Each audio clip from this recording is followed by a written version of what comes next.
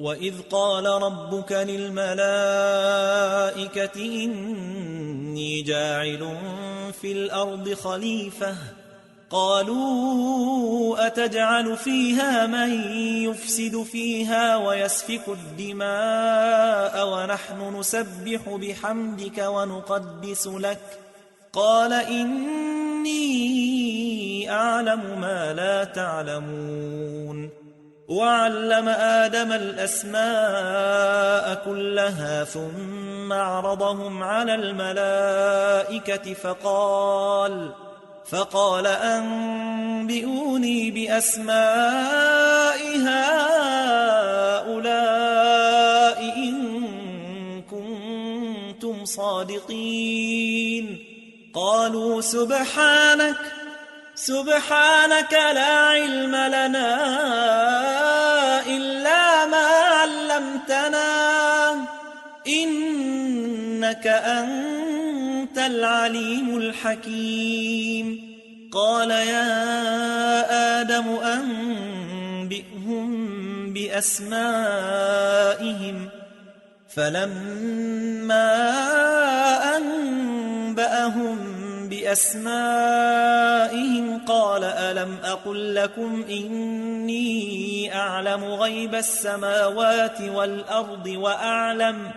وأعلم ما تبدون وما كنتم تكتمون وإذ قلنا للملائكة اسجدوا لآدم فسجدوا إلا إبليس أبى واستكبر وكان من الكافرين وقلنا يا آدم اسكن أنت وزوجك الجنة وكلا منها رغدا حيث شئتما ولا تقربا هذه الشجرة فتكونا من الظالمين